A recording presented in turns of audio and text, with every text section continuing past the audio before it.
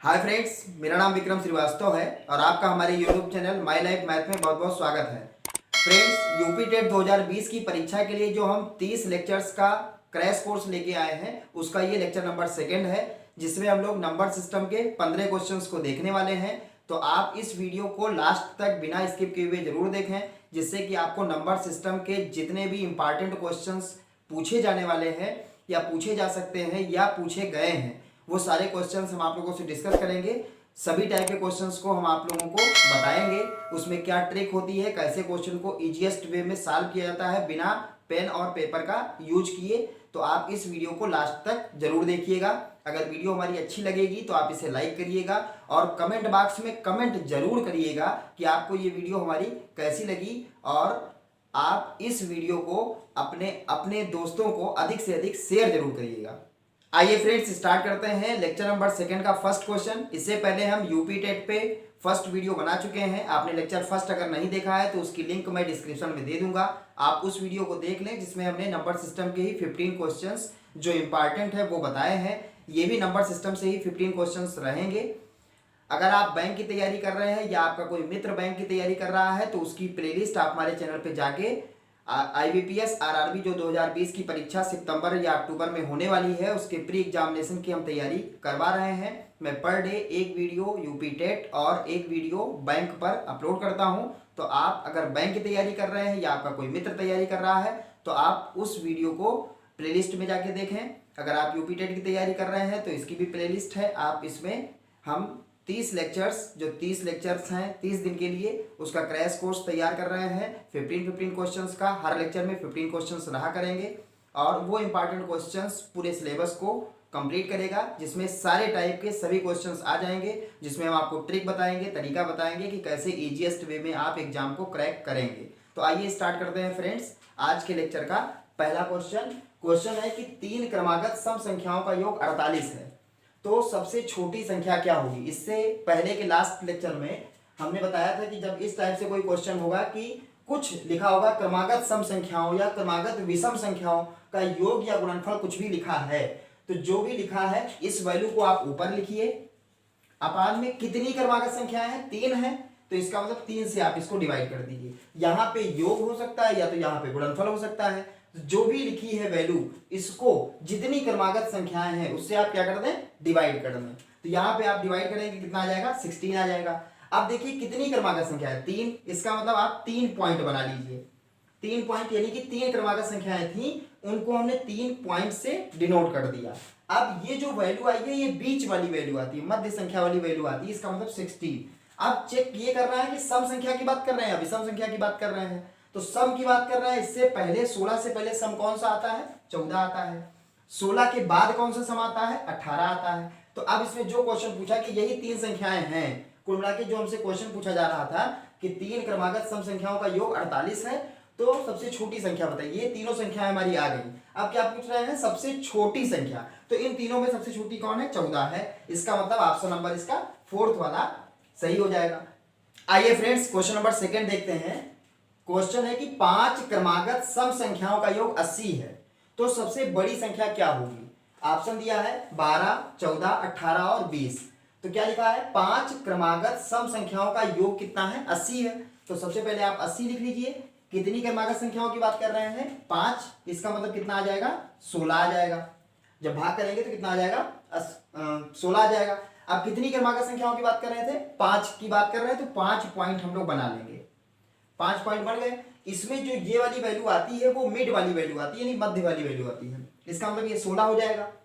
अब 16 से पहले सम संख्या कौन सी आती है, क्योंकि क्रमागत सम संख्याओं की बात कर रहे हैं, तो 16 से पहले कौन सा होगा, 14 होगा, 12 होगा, 16 के बाद 18 होगा और 20 होगा। यानी कि ये जो 5 संख्याएं हैं ये टोटल यही संख्याओं के बारे में बात कर रहे थे। क्वेश्चन हमारा है क्या, हमें सबसे बड़ी संख्या चाहिए, तो सबसे बड़ी संख्या कौन सी है, 20 है। तो इसका ऑप्शन नंबर कौन सा हो जाएगा सही, 20, इसका मतलब ऑप्शन नंबर 4th इसका सही हो जाएगा। तो आपको जब एग्जाम में करना है तो ये भी जो हम आपको पहले की वैल्यूज लिख के दिखा रहे हैं ये भी आपको एग्जाम में लिखने की आवश्यकता नहीं है, और कुछ भी कैलकुलेशन भी करने की शायद आवश्यकता नहीं है। थोड़ी सी अगर आपकी मैथमेटिक्स स्ट्रांग है, कैलकुलेशन आपका स्ट्रांग है, तो आपको कोई दिक्कत नहीं होगी। 80/5 हो जाएगा 16। और 16 के बाद सम संख्या, तो उससे अगर हम पहले जाएंगे तो उससे छोटी आएगी, हमसे सबसे बड़ी वैल्यू पूछ रहे हैं। तो 16 के बाद कितना 18 और 20, इसका मतलब ऑप्शन नंबर इसका फोर्थ सही होगा। आइए फ्रेंड्स क्वेश्चन नंबर 3 देखते हैं। क्वेश्चन है कि उन 3 क्रमागत संख्याओं का गुणनफल कितना होगा जिनका योग 21 है। क्वेश्चन क्या है, हमें 3 क्रमागत संख्याएं दी है, इसमें सम और विषम की बात नहीं की गई है, वो 3 क्रमागत संख्याएं हैं। अगर 3 क्रमागत संख्याएं देखना हो तो जैसे 9, 10, 11 हुआ, 12, 13, 14 हुआ, मतलब जो जस्ट उसके बाद आता हो उसमें एक एक ऐड करने पर, जैसे 8 के बाद अगर क्रमागत संख्या पूछी जाएगी तो 8 के बाद 9 होगा, 9 के बाद 10 होगा। लेकिन अगर 8 के बाद क्रमागत सम संख्या पूछी गई तो 8 के बाद जो संख्या सम आती है उसको क्रमागत सम संख्या कहेंगे। तो 8 के बाद क्या होगा 10 होगा, 10 के बाद 12 होगा। या 9 के बाद अगर हमसे क्रमागत संख्या पूछी जाए जो विषम हो तो 9 के बाद क्या होगा 11 होगा। तो इसमें केवल क्रमागत संख्या की बात की गई है, सम और विषम की बात नहीं की गई है। तो क्या लिखा है, 3 क्रमागत संख्याओं का गुणनफल हमसे पूछा जा रहा है, योगफल दिया है। तो अगर हमें वो तीनों संख्याएं मिल जाएंगी, तीनों का हम गुणा कर देंगे, वही हमारा आंसर हो जाएगा। तो क्या है, योग कितना दिया है 21 दिया है, 21 बटे में कितना लिखेंगे हम, क्रमागत संख्या कितनी है 3 है, तो 3 से इसको हम डिवाइड करेंगे, 3 से डिवाइड करेंगे कितना आ जाएगा 7 आ जाएगा। इसका मतलब जो 3 संख्याएं हैं 3 पॉइंट के द्वारा हमने इसको डिनोट कर दिया, और जो ये बीच वाली वैल्यू आई है वो कितनी आई है 7 आई है। इसका मतलब इसके जस्ट पहले, अब देखिए यहाँ सम और विषम की बात नहीं की गई है, तो हम लोग 7 के पहले क्या होगा 6 होगा, 7 के बाद क्या होगा 8 होगा। ये 3 संख्याएं हमको मिल गई जो क्रमागत भी है, इनका योगफल 21 भी है, तो ये हमें संख्याएं मिल गई। अब हमें करना क्या है, पूछ रहे हैं कि उन क्रमागत संख्याओं का गुणनफल कितना होगा। इनका मतलब ये है कि जो 3 क्रमागत संख्याएं 6, 7, 8 आई हैं, इनका गुणा करके बताओ कि इसकी वैल्यू कितनी होगी। तो 6, 7 और 8 का हमें क्या करना है, गुणा करना है। तो 7 का 8 से हुआ कितना हुआ 56 हुआ, और इसको 6 से क्या करना है मल्टीप्लाई करना है। तो 6 का 6 से गुणा हुआ 36, 3 कैरी हुआ, और 6 का 5 से हुआ 30, 30 और 3 कितना हुआ 33 हुआ। तो इसका मतलब कितना हो जाएगा 336 इसका आंसर होगा, जो कि ऑप्शन नंबर फर्स्ट है। तो इसका ऑप्शन नंबर फर्स्ट क्या हो जाएगा, सही हो जाएगा। बस आपको क्लू पॉइंट ये याद रखना है कि जब भी कुछ क्रमागत संख्याएं दी हो जिनका योगफल और या गुणनफल दिया हो, तो आप जो भी योगफल दिया होगा या गुणनफल दिया होगा वो आप यहाँ पे लिख लेंगे। अपान में जितनी क्रमागत संख्याएं लिखी होंगी उससे आप डिवाइड कर देंगे। जो वैल्यू आएगी, जितनी क्रमागत संख्याओं की बात कर रहे हैं आप पहले उतने पॉइंट बना लीजिए, और जो भी ये वैल्यू आ रही है वो आपका मिड पॉइंट होगा। उसके पहले और उसके बाद की संख्या लिख के फिर जो पूछा जा रहा है, चाहे छोटी संख्या पूछ रहे हैं, चाहे बड़ी संख्या पूछ रहे हैं, चाहे गुणनफल पूछ रहे हैं, चाहे उसमें पहली और दूसरी संख्या के बीच का डिफरेंस पूछ रहे हैं, जो भी उसके बाद में हमारा क्वेश्चन होगा, जो भी हमें आस्किंग होगा, जो भी हमारा क्वेश्चन होगा, उसको हम लोग वैल्यू फाइंड आउट कर लेंगे कि इसमें गुणनफल पूछा जा रहा है। तो हमने इस तीनों को गुणा कर दिया तो कितना आ गया 336 आ गया। तो ये हमारा ऑप्शन नंबर फर्स्ट सही होगा। फ्रेंड्स क्वेश्चन नंबर 4 देखते हैं। क्वेश्चन है कि उन 2 क्रमागत संख्याओं में बड़ी संख्या कौन सी होगी जिनके वर्गों का अंतर 84 है। और ऑप्शन दिया है, पहला ऑप्शन 20 है, दूसरा ऑप्शन 22 है, तीसरा ऑप्शन 24 है, चौथा ऑप्शन 18 है। तो जब भी आपको इस टाइप से कोई क्वेश्चन मिलेगा कि 2 क्रमागत संख्याओं में बड़ी संख्या या छोटी संख्या पूछी जाएगी, तो दोनों संख्याओं में, जो 2 क्रमागत संख्याओं में बड़ी संख्या और छोटी संख्या कौन सी होगी जिनके वर्गों का अंतर 84 है, तो वो दोनों संख्याएं हमको फाइंड आउट करना है। तो क्या होता है, जब भी वर्गों का अंतर दिया होता है, तो जो भी वर्गों का अंतर दिया है, अगर हमको बड़ी संख्या फाइंड आउट करनी है तो हम उसमें 4 जोड़ के 4 से भाग कर देते हैं। ये बड़ी संख्या के लिए होता है, बड़ी संख्या। तो कितना हो जाएगा 84 और 4 कितना हो जाएगा 88, 88 बटे में कितना हो जाएगा 4, इसका मतलब आ जाएगा 22 आ जाएगा। और अगर छोटी संख्या पूछी गई है तो उसके लिए होता है कि जितना भी लिखा है वर्गों का अंतर, जितना लिखा है उसमें आप 4 माइनस कर दीजिए और फिर 4 से डिवाइड कर दीजिए। तो 84 में से 4 माइनस करेंगे कितना होगा 80 होगा, 80 बटे 4 कटेगा तो कितना आ जाएगा 20 आ जाएगा। तो जब भी आपको ऐसा क्वेश्चन दिया होगा कि क्रमागत संख्याओं में बड़ी या छोटी संख्या पूछी जाएगी और वर्गों का अंतर दिया हो, वर्गों का अंतर अगर दिया है, कुछ भी जो भी लिखा है उसमें अगर हम 4 जोड़ करके 4 से भाग करेंगे तो वो बड़ी संख्या फाइंड आउट हो जाएगी। और अगर 4 माइनस करके 4 से भाग करेंगे तो वो हमारी छोटी संख्या हो जाएगी। तो इसमें क्या पूछ रहे थे, क्रमागत संख्याओं में बड़ी संख्या कौन सी है, तो बड़ी संख्या इसमें से कौन सी है, 22 है। इसका मतलब ऑप्शन नंबर इसका कौन सा सही होगा, ऑप्शन नंबर सेकंड इसका सही होगा। तो आप इस चीज को कहीं पे नोट कर लीजिए, अगर आप तैयारी कर रहे हैं तो आप कॉपी पे इसको नोट कर लीजिए कि अगर संख्याओं में ऐसा लिखा है कि दो संख्याओं क्रमागत संख्याएं हैं जिनमें बड़ी या छोटी संख्या पूछ रहे हैं, तो वो संख्याएं कौन सी होंगी, छोटी संख्या या बड़ी संख्या। और वर्गों का अंतर दिया है, तो वर्गों का अंतर अगर आपको दिया है तो उसमें अगर 4 जोड़ करके फिर 4 से डिवाइड करेंगे तो वो आपकी बड़ी संख्या होगी, और 4 माइनस करके 4 से डिवाइड करेंगे तो वो आपकी छोटी संख्या होगी। अब जो पूछा जा रहा है बड़ी संख्या पूछ रहे हैं, तो बड़ी संख्या का मतलब इसमें 22 हो जाएगा। इसका मतलब ऑप्शन नंबर इसका सेकेंड सही होगा। फ्रेंड्स क्वेश्चन नंबर 5 देखते हैं। क्वेश्चन है कि दो क्रमागत प्राकृतिक संख्याओं के वर्गों का योग 41 है। मतलब कोई दो प्राकृतिक संख्याएं हैं जिनके वर्गों का पहले वर्ग करते हैं फिर दोनों को ऐड करते हैं तो कितना आता है, 41 आता है। तो वो संख्याएं कौन सी होंगी। तो अब इस क्वेश्चन को आप अगर ऑप्शन से ही करना चाहें तो वो कोई दिक्कत नहीं होगी। कुछ क्वेश्चंस ऐसे भी होते हैं टेट एग्जाम में जिनको डायरेक्टली हम लोग ऑप्शन देख करके और बहुत जल्दी और बहुत ही इजी वे में इसको सॉल्व कर सकते हैं। ऑप्शन पहला दिया है 7 और 8, वो संख्या 7 और 8 होगी कि 4 और 5 होगी कि 6 और 7 होगी कि नॉट जो लिखा है इसका मतलब नन ऑफ दीज, मतलब इनमें से कोई नहीं। तो आप चेक करिए कि ये अगर हम संख्या ले लें तो क्या 7 का वर्ग करेंगे 49 होगा, 8 का वर्ग करेंगे तो कितना होगा, 64 होगा। 49 और 64 को ऐड करने पर क्या 41 आने वाला है। तो ये तो ऑप्शन बिल्कुल दूर दूर तक का क्या है, गलत है। इसका मतलब अब हम लोग सेकंड पे चेक कर लें तो 4 का स्क्वायर कितना हुआ, 16 हुआ।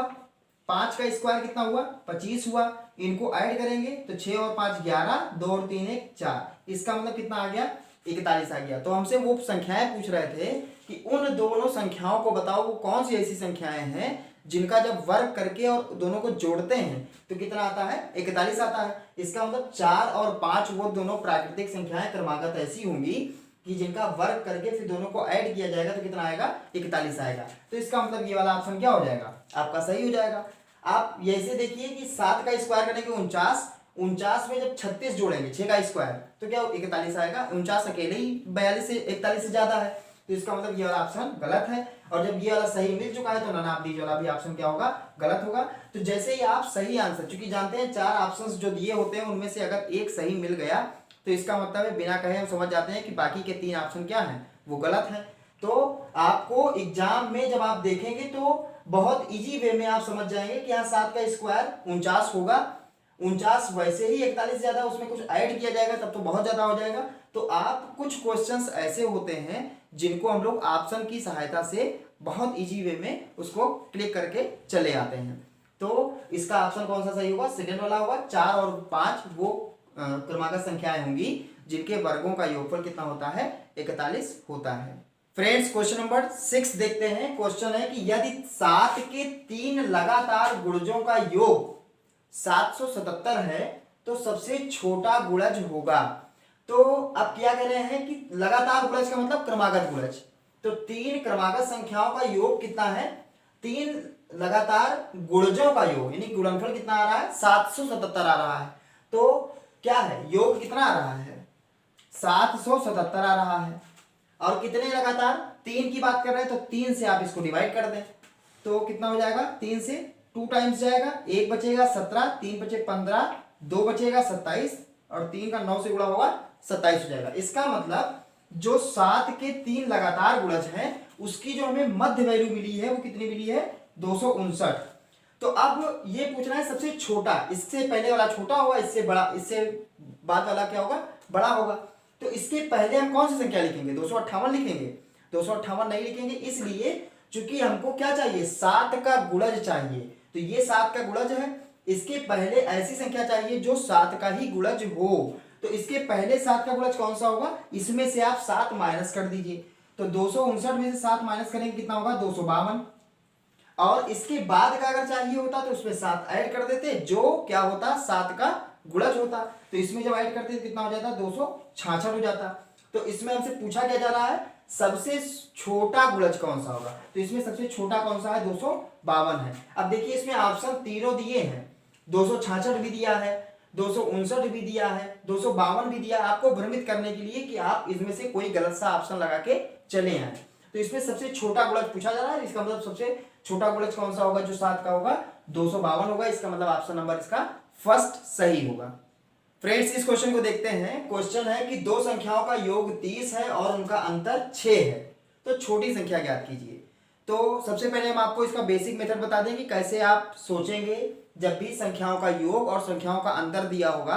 तो एक तो ये बेसिक तरीका कि आप वो दोनों संख्याएं x और y मान लीजिए कि x और y वो दोनों संख्याएं हैं जिनको हमें फाइंड आउट करना है कि उनमें से एक बड़ी संख्या होगी, एक छोटी संख्या होगी। तो अब क्या दिया है, x और y का योगफल कितना दिया है, 30 दिया है, और उनका अंतर यानी x माइनस वाई कितना दिया है, आपको 6 दिया है। अब यहां से आप इसको सॉल्व करिए तो y से y कट जाएगा, x और x मिलकर कितना हो जाएगा 2x, और 30 और 6 ऐड होगा तो कितना हो जाएगा 36 हो जाएगा। तो x का मान आ जाएगा 18। अब x की जगह पे 18 यानी कि जब 2 से ये भाग किया गया तो 36 को 2 से भाग किया कितना आ गया, 18 आ गया। अब 18 आप इसमें अगर पुट करेंगे और उधर लेके जाएंगे तो 30 में से 18 चला जाएगा तो y का मान कितना आ जाएगा, 12 आ जाएगा। इसमें से छोटी संख्या पूछ रहे हैं, इसका आंसर 12 होना है। लेकिन ये मेथड जब आप एग्जाम में अप्लाई करेंगे तो थोड़ा सा ये काम लंबा होगा। तो आप ये हमेशा याद रखिए कि जब भी किन्हीं दो संख्याओं का योग और किन्हीं दो संख्याओं का, उन्हीं दोनों संख्याओं का अंतर गिवन हो, दिया हो। इसमें क्या लिखा है, दो संख्याओं का योग 30 है और उन्हीं दोनों संख्याओं का अंतर कितना है, 6 है।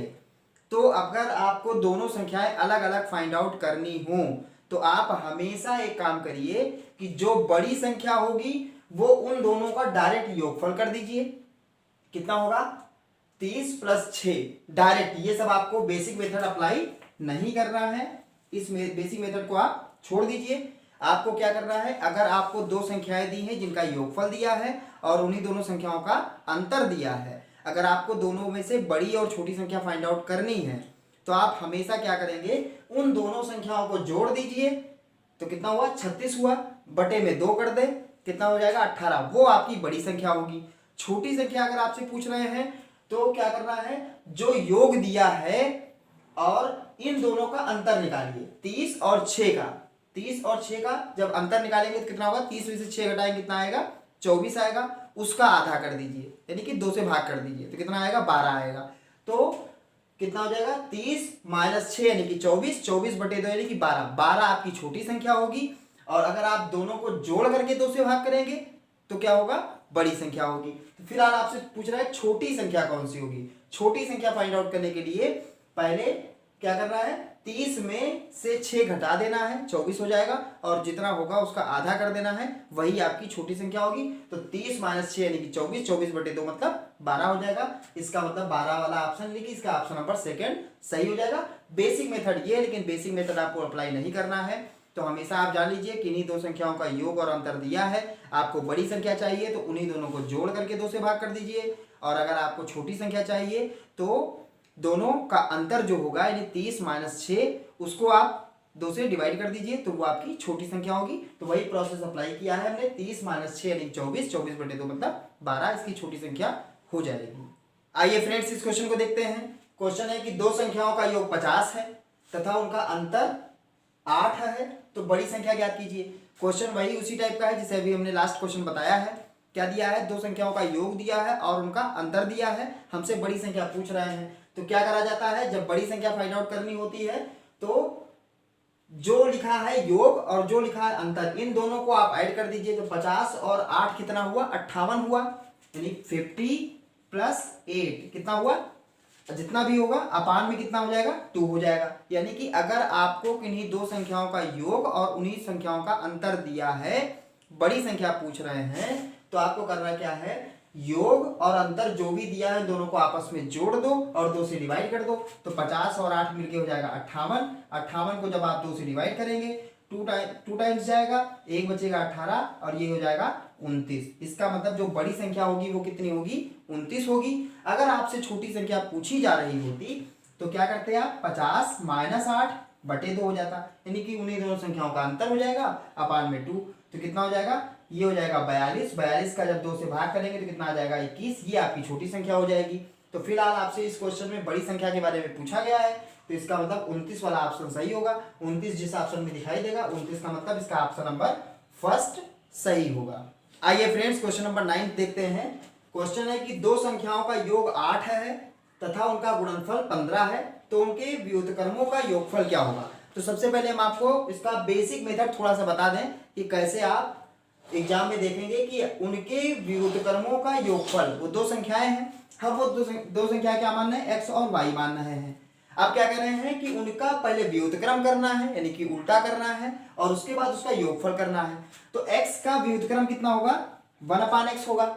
y का व्युत्क्रम क्या होगा, 1/y होगा। फिर इसको ऐड करना है, तो क्या हो जाएगा 1/x प्लस 1/y की वैल्यू हमको बताना है। मतलब हमने क्या किया, दो संख्याएं x और y मान लिया। क्वेश्चन क्या कह रहे हैं, जो दोनों संख्याएं हैं उनके व्युत्क्रमों का योगफल फाइंड आउट करना है। तो सबसे पहले x का व्युत्क्रम कितना होगा, 1/x, y का व्युत्क्रम कितना होगा, 1/y, और दोनों को क्या करना है, उसके बाद हमें योगफल करना है। तो गणित में आपको स्पेशल ये चीज ध्यान रखनी होती है, जो काम पहले करने के लिए कहा जाता है वो काम हम पहले करते हैं, जो काम बाद में करने के लिए कहा जाता है वो काम हम बाद में करते हैं। तो इसमें क्या कहा गया है कि उनके व्युत्क्रमों का योगफल, पहले व्युत्क्रम करो फिर दोनों को जोड़ो। तो x का पहले व्युत्क्रम किया, y का व्युत्क्रम किया, और फिर दोनों को ऐड करना है, यानी कि हमें 1/x प्लस 1/y की वैल्यू बताना है। तो ये चीज पहले क्या निकाला जाएगा, इसका लासा। तो लासा क्या बन जाएगा, xy बन जाएगा। लासा क्या बनेगा, xy बनेगा, ठीक। और ये कितना हो जाएगा, y, ये हो जाएगा x, तो हो जाएगा y प्लस x। अब y प्लस x कह दें या x प्लस y कह दें, बात एक ही है, x प्लस y अपान xy। अब देखिए जो दोनों संख्याएं हैं तो इसका मतलब क्या हुआ, x प्लस वाई अपान एक्स वाई हुआ। अब क्या x प्लस वाई और दोनों संख्याओं का योग तो हमें 8 दिया ही है, तो इसका मतलब x प्लस वाई की जगह क्या लिख सकते हैं, 8, और x वाई की जगह कितना लिख सकते हैं, यानी कि दोनों संख्याओं का गुणनफल ऑलरेडी हमको 15 दिया है, तो इसका मतलब 8/15 हो जाएगा। डायरेक्ट हमारा 1/x प्लस 1/y की वैल्यू कितनी होगी, 8/15 होगी। 8/15 का मतलब इसका ऑप्शन नंबर फर्स्ट सही हो जाएगा। ये तो हुआ बेसिक मेथड, जो कि आपको अप्लाई नहीं करना है। अगर आपको एग्जाम में कुछ तरीका भूल गए जो हम अभी आपको बताने वाले हैं, अगर वो तरीका आपको याद है तो आपको पेन उठाने की आवश्यकता नहीं है, डायरेक्टली आप क्वेश्चन देखेंगे, आंसर प्रिडिक्ट करेंगे, आगे बढ़ेंगे।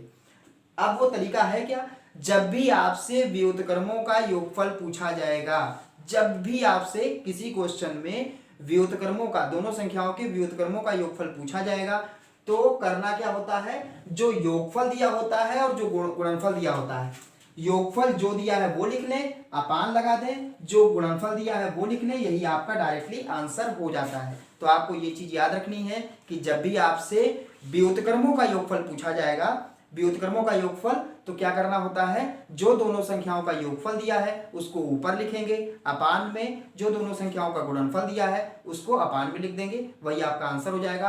क्योंकि इस क्वेश्चन में दोनों संख्याओं का योगफल 8 दिया था, दोनों संख्याओं का गुणनफल 15 दिया था, हमसे क्वेश्चन पूछा जा रहा था कि व्युत्क्रमों का योगफल क्या होगा। तो व्युत्क्रमों का योगफल बराबर जो योगफल दिया है वो अपान में जो गुणनफल दिया है वो, तो 8/15, इसका मतलब इसका ऑप्शन नंबर फर्स्ट सही होगा। आइए फ्रेंड्स क्वेश्चन नंबर 10 देखते हैं। दो प्राकृतिक संख्याओं का योग 8/15 है, तो दोनों संख्याएं क्या होंगी। हमसे ये क्वेश्चन पूछा जा रहा है, ऑप्शन दिया है 1,7, 4,4 कि 2 और 6 होगी कि 3 और 5 होगी। तो देखिए अभी हमने इससे पहले वाले क्वेश्चन में ये बताया है क्या कि दो व्युत्क्रमों का जो योग होता है वो कितना होता है, व्युत्क्रमों का योग बराबर होता है संख्याओं का योग, संख्याओं का योग और संख्याओं का गुणनफल। ये बताया है अभी हमने फार्मूला, संख्याओं का गुणनफल, यही बताया है। तो इसी फार्मूले का हम लोग यूज करें। देखिए व्युत्क्रमों का योग कितना दिया है, 8/15। इसका मतलब यह है कि संख्याओं का योग कितना होगा, संख्याओं का योग होगा 8 और संख्याओं का गुणनफल कितना होगा, 15 होगा। क्योंकि हम लोग फार्मूला जानते हैं कि व्युत्क्रमों का, किन्हीं दो संख्याओं के व्युत्क्रमों का योग जो होता है वो संख्याओं का योग और संख्याओं का गुणनफल के बराबर होता है। तो संख्याओं का योग, इसका मतलब ये कितना होगा, संख्याओं का योग 8 होगा, यानी कि जो दोनों संख्याएं होंगी उनका जब जोड़ा जाएगा तो 8 आना चाहिए, और उन्हीं दोनों संख्याओं को जो आपस में गुणा किया जाए तो कितना आना चाहिए, 15 आना चाहिए। तो इसी फार्मूले को आप लोग याद रखिए कि व्युत्क्रमों का योग बराबर संख्याओं का योग बटे संख्याओं का गुणनफल। तो इससे पहले वाले क्वेश्चन में क्या था, संख्याओं का योग संख्याओं का गुणनफल दिया था, व्युत्क्रमों का योग पूछा जा रहा था। इसमें क्या करें, संख्याएं पूछी जा रही हैं और ये चीज दिया है कि दोनों संख्याएं कौन का योग कितना है, 8 है और संख्याओं का गुणनफल कितना है, 15 है। क्योंकि हम जानते हैं कि संख्या व्युत्क्रमों का योग बराबर कितना होता है, संख्याओं का योग बटे संख्याओं का गुणनफल। और इसकी जगह पे हमने 8/15 लिख दिया क्योंकि क्वेश्चन में गिवन था। इसका मतलब संख्याओं का योग हमें 8 दिया है, संख्याओं का गुणनफल हमें 15 दिया है। तो अब इसमें से चेक कर लीजिए कि आखिर वो दोनों संख्या कौन सी हो सकती हैं जिनको जब जोड़ा जाए तो 8 आ जाए और गुणा किया जाए तो 15 आ जाए। तो बिल्कुल सीधी सी बात है, 3 और 5 होंगी। 3 और 5 का योगफल 8 होता है, 3 और 5 का जब गुणा करते हैं तो वो 15 होता है। इसका मतलब है ऑप्शन नंबर 4 इसका सही होगा। 2 और 6 जोड़ने पर तो 8 आ रहा है, लेकिन इसका जब गुणा करेंगे तो 12 आ रहा है, ये गलत है। 4 और 4 8 तो आ रहा है, लेकिन 4 और 4 का गुणा करेंगे 16 होगा, वो गड़बड़ हो जाएगा। और ऐसे ही 1 और 7 को ऐड करेंगे तो 8 होगा, लेकिन 1 और 7 का जो मल्टीप्लाई करेंगे तो वो 7 ही होगा। इसका मतलब ये तीनों ऑप्शन सही नहीं है। इसका ऑप्शन नंबर 4 सही है, जिनमें जब 3 और 5 को ऐड करते हैं तो वो 8 आता है, 3 और 5 का जब गुणा करते हैं तो वो 15 आता है। तो इसका ऑप्शन नंबर 4 सही हो जाएगा। फ्रेंड्स क्वेश्चन नंबर 11 देखते हैं। दो संख्याओं के अंतर और गुणनफल 5 और 36 है, तो उनके व्युत्क्रमों का अंतर है। तो जो क्वेश्चन का फार्मूला हमने बताया है कि व्युत्क्रमों का योग क्या होता है, संख्याओं का योग बटे संख्याओं का गुणनफल, वही क्वेश्चन में जो होता है व्युत्क्रमों का योग का फार्मूला, वही व्युत्क्रमों के अंतर का भी फार्मूला होता है कि अगर व्युत्क्रमों का अंतर है तो बराबर क्या होगा, संख्याओं का अंतर बटे संख्याओं का गुणनफल। जब योग होगा तो संख्याओं का योग बटे संख्याओं का गुणनफल, और जब अंतर होगा तो संख्याओं का अंतर बटे संख्याओं का गुणनफल। तो इसमें अंतर कितना दिया है, डायरेक्ट हम लोग अगर फार्मूले पे आ जाए तो डायरेक्ट फार्मूला कितना है, अंतर कितना दिया है 5, तो ये हो जाएगा ऊपर, और संख्याओं का गुणनफल कितना दिया है 36, तो ये हो जाएगा अपान में, जो कि आपको यहाँ पे लिखने की कोई आवश्यकता शायद नहीं थी। डायरेक्ट आप जब व्युत्क्रमों का अंतर पूछा जाए तो संख्याओं का अंतर बटे संख्याओं का गुणनफल, संख्याओं का अंतर 5 दिया है, संख्याओं का गुणनफल 36 दिया है, इसका मतलब 5/36 आपका ऑप्शन हो जाएगा। 5/36 का मतलब इसका ऑप्शन नंबर फर्स्ट सही हो जाएगा। आइए फ्रेंड्स इस क्वेश्चन को देखते हैं। ये बहुत ही इंपॉर्टेंट टाइप का क्वेश्चन है।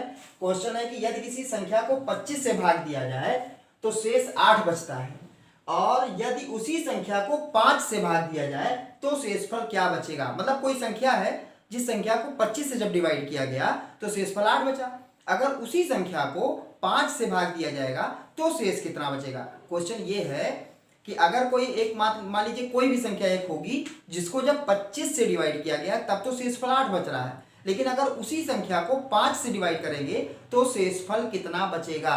तो ये क्वेश्चन सुनने में थोड़ा सा कॉम्प्लिकेटेड लग रहा है कि थोड़ा कठिन टाइप का क्वेश्चन, लेकिन इससे आसान क्वेश्चन कोई नहीं है। इसलिए चूंकि जब 25 से भाग कर रहे हैं तो शेषफल कितना बच रहा है, शेष 8 बचता है।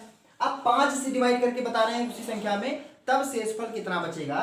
तो काम हमारा ये होता है कि जब 25 से डिवाइड करते हैं तो शेषफल कितना बचता है, 8 बचता है। उसी 8 को हम लोग यहाँ लिख लें, और अब हम उसी जो शेषफल बचा है, जो बचा है उसको हम लोग किससे डिवाइड कर दें, 5 से डिवाइड कर दें। हमारा काम ये होता है कि जब भी इस टाइप से कोई भी क्वेश्चन होता है तो जो शेषफल बचता है पहली संख्या से करने के डिवाइड करने के बाद, उस शेषफल को हम लोग यहां लिख लें। ठीक, इसके अंदर लिख लिया। और अब किससे कह रहे हैं कि बचाने की बात कर रहे हैं कि 5 से अगर हम भाग करेंगे तो शेषफल कितना बचेगा।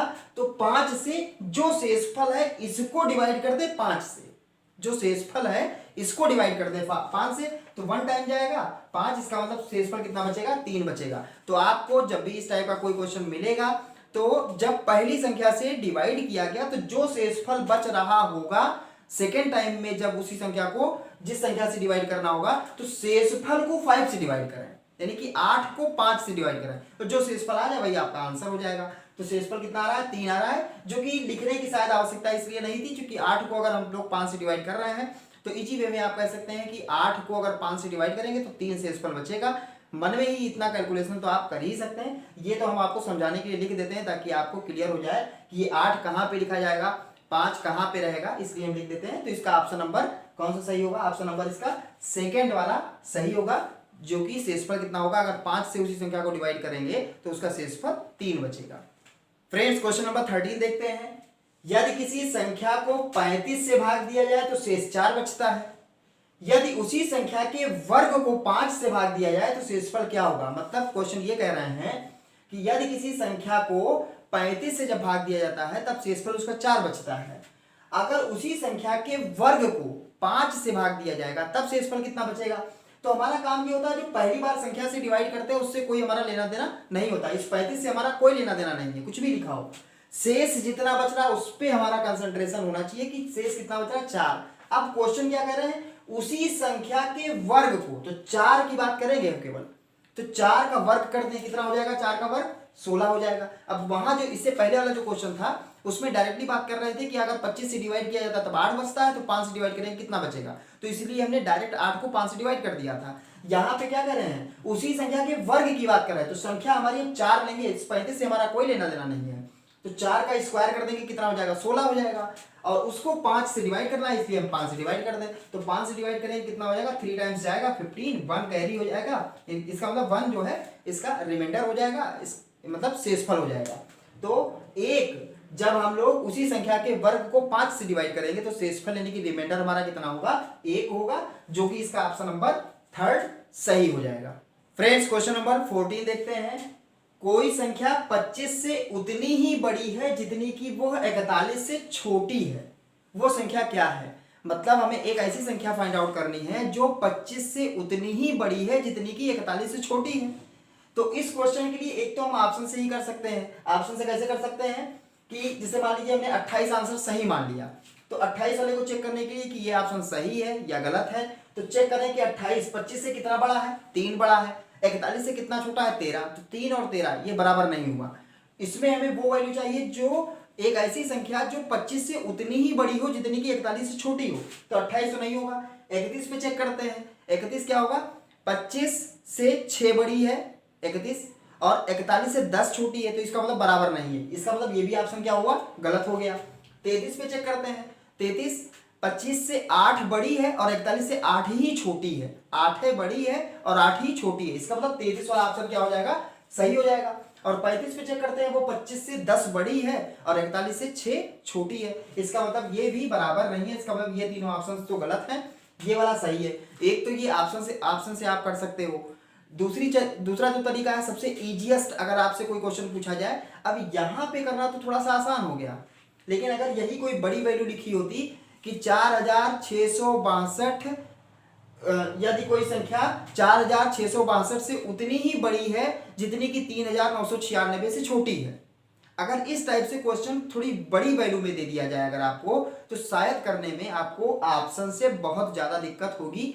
इसमें तो आप यहां से ऑप्शन से कर सकते हैं, लेकिन यही चीज जब बड़े स्तर पे आ जाती है तभी हमारे पास फार्मूले का यूज होता है कि हम लोग फार्मूले का यूज करके करें। तो इसमें फार्मूला आपको इतना सा लगाना है, कुछ भी नहीं करना है। इस क्वेश्चन में करना ये है कि जब भी आपको इस टाइप से कोई क्वेश्चन दिखाई देगा तो जो दोनों वैल्यूज दिया है कि हमें वो संख्या चाहिए जो 25 से उतनी ही बड़ी जितनी 41 से छोटी है, इन दोनों संख्याओं को जोड़ लें, इन दोनों संख्याओं को ऐड करने के बाद 2 से इसको क्या कर दें, डिवाइड कर दें। अब देखिए बड़ी वैल्यू छोड़ दीजिए, बहुत बड़ी वैल्यू अगर आपको दे दिया जाए और उन दोनों संख्याओं के बीच में एक ऐसी संख्या चाहिए कि जो उनसे बड़ी हो उतना ही दूसरे से छोटी हो, तो उन दोनों संख्याओं को जोड़ना बहुत ही आसान है, चाहे लाखों में वैल्यू दी हो कोई अंतर नहीं पड़ने वाला है। दोनों संख्या को जोड़ दें और 2 से डिवाइड कर दें। तो ये फार्मूला होता है कि जब भी हमको मिड की वैल्यू फाइंड आउट करनी होती है, मतलब हमको 25 और 41 के बीच में एक ऐसी संख्या चाहिए जो 25 से उतनी ही बड़ी हो जितनी कि 41 से छोटी हो, तो हमारा काम क्या होता है, उन दोनों संख्याओं को जोड़ ले और 2 से डिवाइड कर दे। जोड़ेंगे तो कितना हो जाएगा, 5 और 1 6, 4 और 2 6, 2 से डिवाइड करेंगे 33 आ जाएगा। तो ये आपके लिए फार्मूला बहुत ही यूजफुल इसलिए रहेगा क्योंकि अगर एग्जाम में थोड़ा सा पैटर्न को टफ करने का प्रयास करेगा तो यहाँ पे वैल्यू छोटी ना दे करके थोड़ी सी बड़ी वैल्यू देगा, जो आप अगर ऑप्शन से करना सीखे हैं तो शायद आपको बहुत ही प्रॉब्लम होगी। फार्मूले से अगर आप सीखेंगे तो कभी आपको कोई प्रॉब्लम नहीं होगी। तो आप हमेशा याद रखिए कि दोनों संख्याओं को जोड़ के 2 से डिवाइड किया जाता है। आइए फ्रेंड्स देखते हैं आज के लेक्चर का last question, question number 15। Question है कि यदि किन्हीं 2 प्राकृतिक संख्याओं का योग 48 हो तो उक्त संख्याओं का अनुपात कदापि नहीं होगा। मतलब इसमें से कौन सा अनुपात कदापि नहीं हो सकता है, वो अनुपात हमको बताना है कि जो नहीं हो सकता है। तो अब सबसे पहली बात यह आती है कि दोनों संख्याओं का योग तो 48 है, इसमें से कौन सा अनुपात कभी भी नहीं हो सकता है। तो अब इस क्वेश्चन को करने के लिए हम आपको एक बात बताएं। मान लीजिए आपका कोई फ्रेंड है और दोनों लोगों में कुछ पैसे इकट्ठा हुए, उस पैसे को जो इकट्ठा हुआ है उसमें से ये हिस्सा हुआ कि भैया उसका 2 हिस्सा हमको मिलेगा, 3 हिस्सा तुमको मिलेगा, जितना भी होगा उसका 2 हिस्सा हमको मिलने वाला है और 3 हिस्सा उस तुम्हारे फ्रेंड को मिलने वाला है। तो जब भी ऐसा कोई केस आता है तो हमारा काम ये होता है कि जितना भी रुपया की बात हो रही है या अनाज की बात हो रही है, किसी भी चीज की जिसका 2 हिस्सा हमको मिलना है, 3 हिस्सा हमारे फ्रेंड को मिलने वाला होता है, तो हम करते क्या है कि उस चीज को कितना है, 2 हिस्सा हमको मिलने वाला, 3 हिस्सा उसको मिलने वाला, तो उस चीज को 5 हिस्सों में हम लोग क्या करेंगे, 5 बराबर हिस्सों में डिवाइड कर लेंगे। मान लीजिए 100 रुपए की बात है जिसमें से 2 हिस्सा हमको मिलेगा, 3 हिस्सा हमारे फ्रेंड को मिलेगा। 100 रुपए की बात है तो पहले हम लोग 100 को 5 जगह, चूंकि 2 हमारा हुआ 3 उसका, दोनों को जोड़ लिए, कितना हुआ 5, तो 5 हुआ, 5 हिस्सों में 5 बराबर हिस्सों में बराबर कर लिए, तो कितना हुआ 100 रुपए का अगर बराबर किए तो कितना हुआ 20 20 20 20 20 हो गया, यानी कि 100 बटे 5 बराबर 20, यानी 20 20 रुपए के 5 नोट रख दिए, जिनमें से 2 नोट हम उठा लेंगे और 3 नोट हमारा फ्रेंड उठा लेगा, तभी ये आराम से बंटवारा हो जाएगा, कोई दिक्कत नहीं। 3 हिस्सा उसने उठा लिया, 2 हिस्सा हमने उठा लिया। इसका मतलब ये, हमारे कहने का मतलब ये है कि जब भी अनुपात में डिवाइड करना होता है तो, और ये चेक करना है कि हो पाएगा कि नहीं हो, हमें प्राकृतिक संख्याएं चाहिए, तो हम करते क्या है कि जो दोनों अनुपात दिए दोनों जोड़ो, तो कितना हुआ 5 और 3 8, क्या 8 के पहाड़े में 48 आता है, आता है, इसका मतलब ये अनुपात संभव है। 7 और 5 12, 12 के पहाड़े में 48 आता है, तब ये अनुपात बन जाएगा, हो सकता है ऐसा। 2 और 6 कितना हुआ 8, 8 के पहाड़े में 48 आता है, आता है, इसका मतलब ये ऑप्शन नंबर 3 भी इस तरह से अनुपात बनाया जा सकता है। लेकिन 2 और 5 कितना हुआ 7, 7 के पहाड़े में 48 आता नहीं है, तो ये डिवाइड ही नहीं हो पाएगा। तो जब डिवाइड ही नहीं हो पाएगा 48 7 से, तो इसका मतलब ये अनुपात कभी भी बनाया नहीं जा सकता है इस तरह से अनुपात, जो कि प्राकृतिक संख्या का हो। डिवाइड होने की बात अगर की जाती कि 48 7 से डिवाइड होगा कि नहीं होगा, तो पूरा पूरा डिविजिबल नहीं है, डेसिमल में वैल्यू जाएंगी, लेकिन आ जाएगा। लेकिन हमको क्या चाहिए, प्राकृतिक संख्याएं, तो वो प्राकृतिक संख्या हमको नहीं मिल पाएगी। तो जब भी इस टाइप से कोई क्वेश्चन हुआ करेगा तो हमारा काम ये होता है, जब भी अनुपात में दिया हो तो दोनों का योगफल, जो दोनों अनुपात है उनका योगफल जो होगा वो उसके योग को डिवाइड करता है कि नहीं करता है। अगर करता है तो वो उसका अनुपात बनने लायक है, अदरवाइज उसके बनने लायक अनुपात नहीं है। तो फ्रेंड्स, आज के लेक्चर में बस इतना ही। कैसी लगी हमारी वीडियो कमेंट बॉक्स में जरूर लिखें। वीडियो अगर हमारी अच्छी लगी हो तो आप इसे लाइक कर दें, अपने दोस्तों को अधिक से अधिक शेयर करें, और अगर आपने हमारे चैनल को सब्सक्राइब नहीं किया है, आप हमें फर्स्ट टाइम देख रहे हैं, तो आप हमारे चैनल को सब्सक्राइब करके बेल आइकन के बटन को प्रेस कर लें, जिससे कि हमारे द्वारा अपलोड की गई वीडियो का नोटिफिकेशन आप तक सर्वप्रथम पहुंचे। धन्यवाद।